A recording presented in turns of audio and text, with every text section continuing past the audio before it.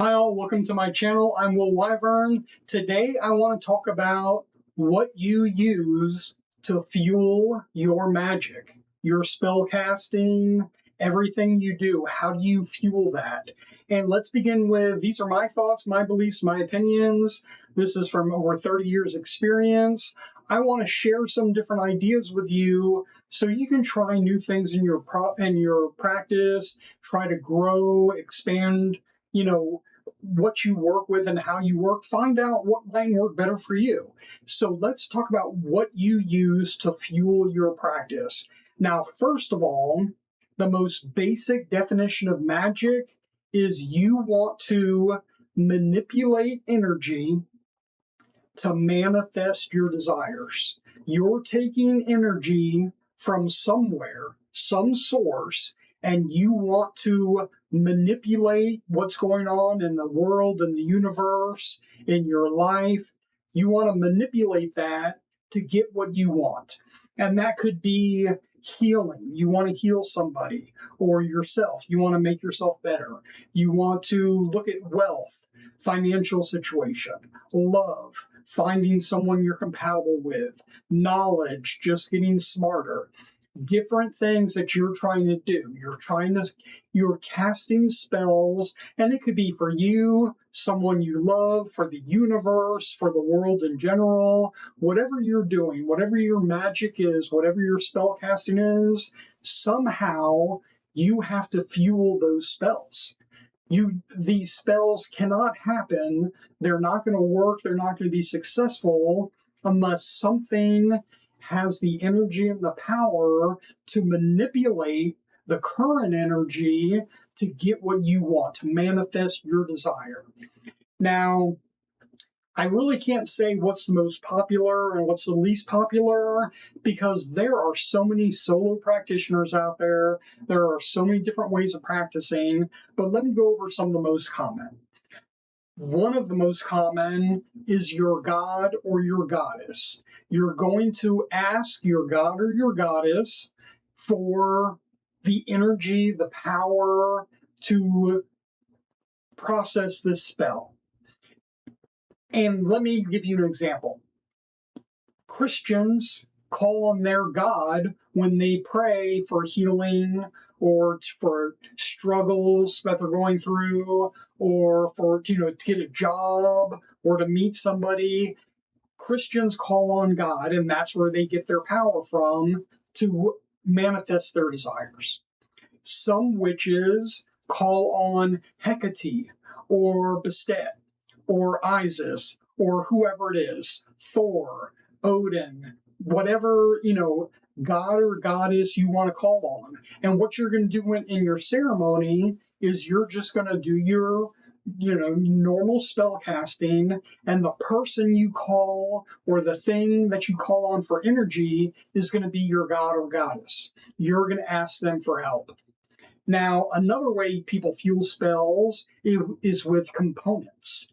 They use things like herbs, bones, water. They use different elements. They use different things to, legs of a spider, eyes of newt, whatever. People laugh, but you use those components to energize your spell. I know lots of people, they don't have a god or goddess. They don't believe in nature like the universe, the moon, the sun, but they believe in the power of herbs, herb magic. They've got their little pestle and they grind up their herbs and their leaves and the branches and they make a paste and they use that to energize their spell. Because what they're doing is releasing that incense of that energy from those herbs or bone dust or bits and pieces of different animals. That's another way you can use components to fuel your spell. Something else people do, there are those who believe in nature.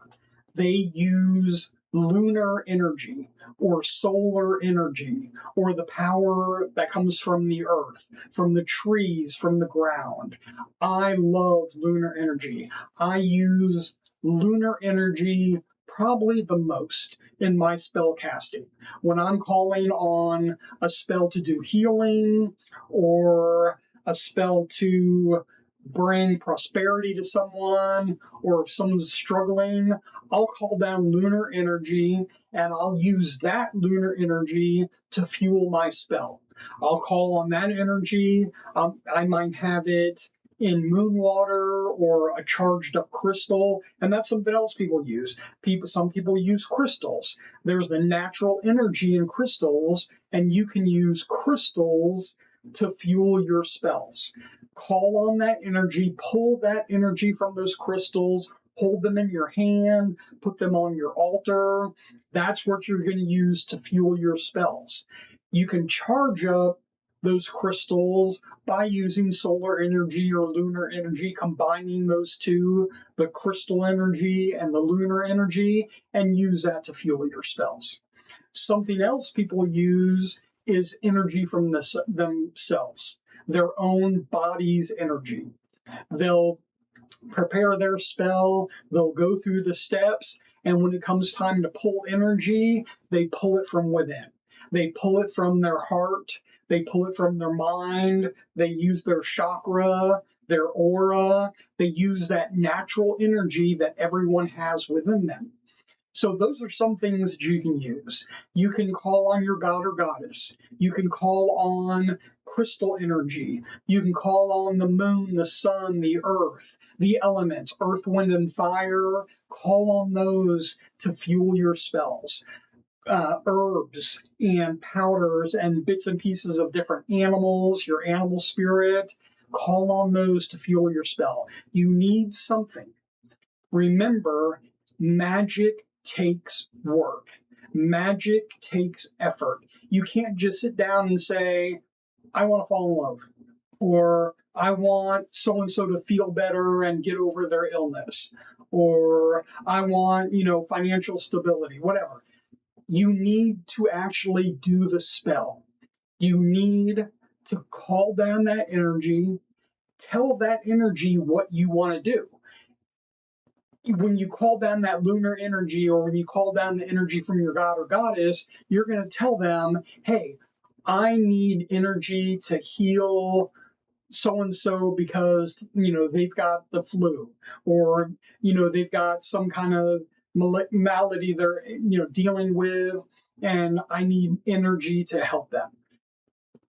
You need to pull down that energy, state your intent, what is your desire, and then thank whatever the source of that energy is. If it's a god or goddess, thank them for the energy. If it's the earth, the moon, crystals, your animal spirit, thank them for giving you the energy.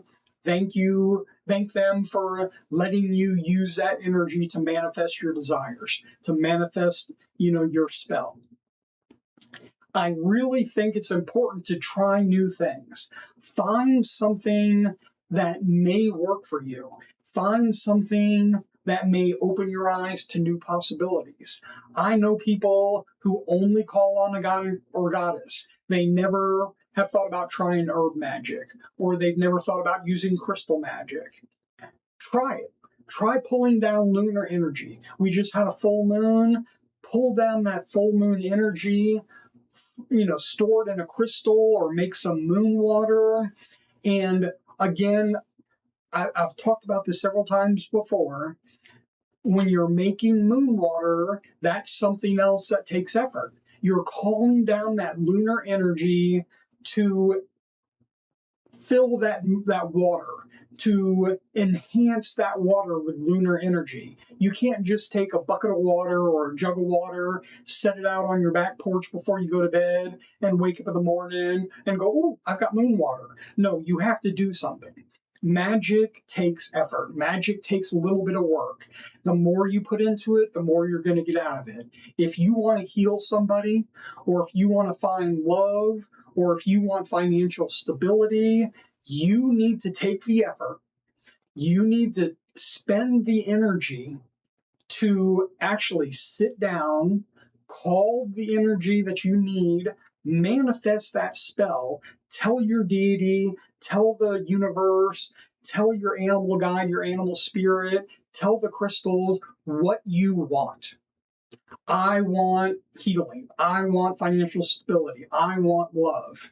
Feel that energy, then use that energy to fuel your spell. Whatever, if you rehearse, if you, say 3 or 4 lines from a spell you've learned or a spell you've read online or in your book of shadows, as you're reading that spell, feel that energy leave you after you've called it down and go into that spell. And once that energy goes into the spell, it's going to help to manifest the spell. So that's what you need to do. And I'm not telling you need to do it. Some people, I've known people who've done magic their whole lives and they've never called on anybody. They think, and if it works for them, bless them, and that's wonderful. They think, I just sit down, I read this spell that I saw on Facebook or the spell that I saw on TikTok or whatever, and they wonder why isn't somebody getting healed, or why can't I find love? I read this spell I found on TikTok 3 times. You actually have to do something. It's like making a cake. You can't just go to the store, buy a box of cake, read the instructions, and then set it down and think, oh, I'm going to wake up in the morning and there's going to be a beautiful cake sitting there all frosted and icing and what flowers or whatever on it.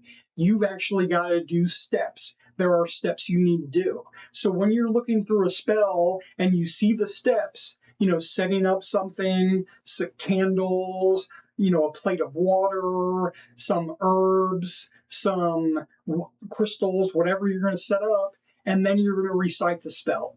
Then you're going to call down that energy as you're reciting that spell to fuel the spell. You have to fuel the spell. Just like you've got to fuel your car, you need to put fuel in your car for it to move or for it to go. You have to put fuel in your spells for them to work. If your spells aren't working, maybe you need a different type of fuel. If you're trying to use crystals, maybe try herbs. If you're using herbs and you're not getting success, pray to call on a god or goddess to give you energy. Now, if you don't believe in a god or goddess, if you don't believe in a deity, what you can do is find out who your ancestors may have called on.